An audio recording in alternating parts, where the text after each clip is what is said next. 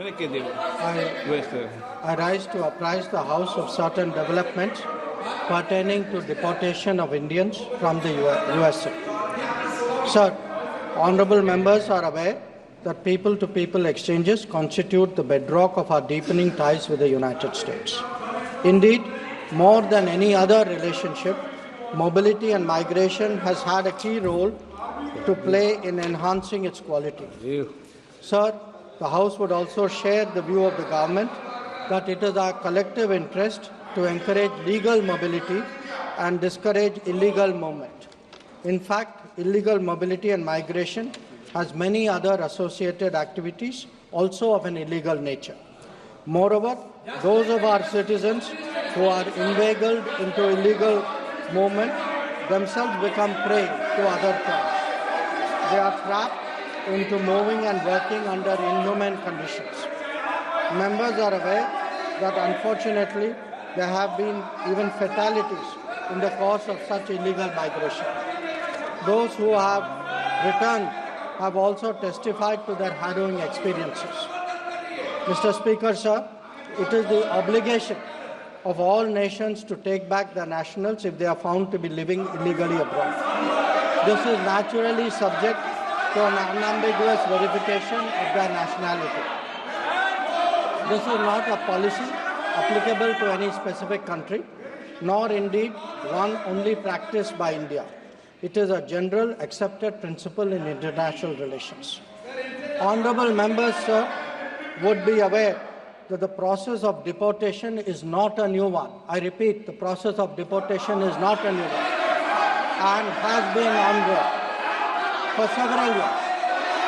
I would like to share with the House the details of deportation from the United States since 2009. The numbers, years-wise, sir, are listed in my statement.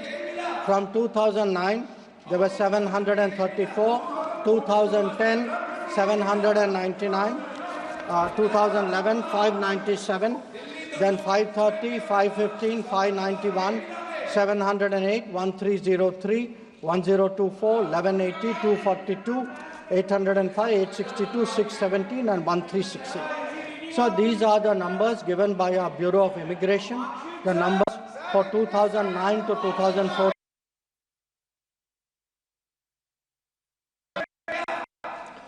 Honorable Speaker, sir, deportations by the United States are organized and executed by the Immigration and Customs Enforcement authorities.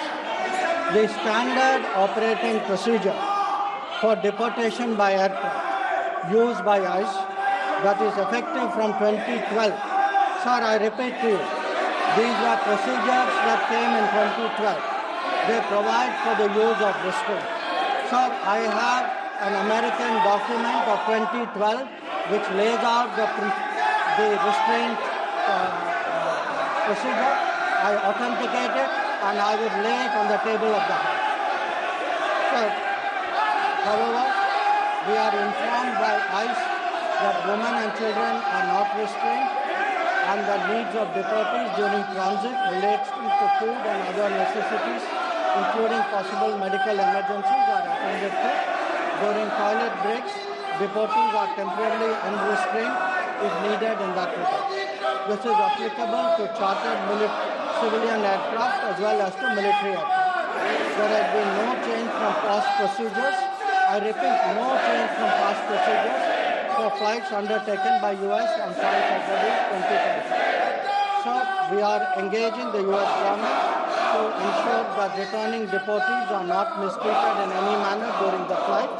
At the same time, House will appreciate that our focus should be to crack down strongly on illegal migration industry while taking steps to ease visas for legitimate travelers on the basis of information provided by returning deportees about agents and others involved. Law enforcement agencies will take necessary preventive action.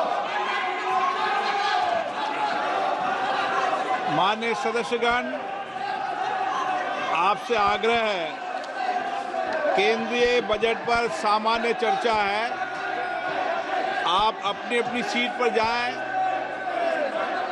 केंद्रीय budget पर आप चर्चा करना चाहते हैं?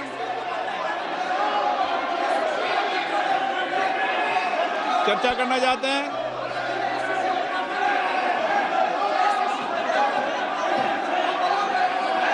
केंद्रीय budget पर चर्चा करना चाहते हैं? माननीय सदस्यगणों, मैं सभी माननीय सदस्यों से आग्रह कर रहा हूं, मेरे प्रतिपक्ष के माननीय सदस्यों से आग्रह करता हूं, आपको जनता ने चुनकर भेजा है और महत्वपूर्ण बजट पर आप महत्वपूर्ण चर्चा कर सकते हैं,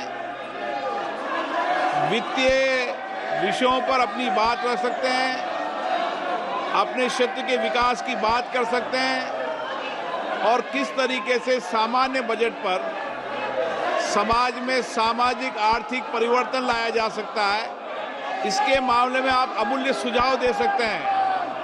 आप चर्चा नहीं करना चाहते?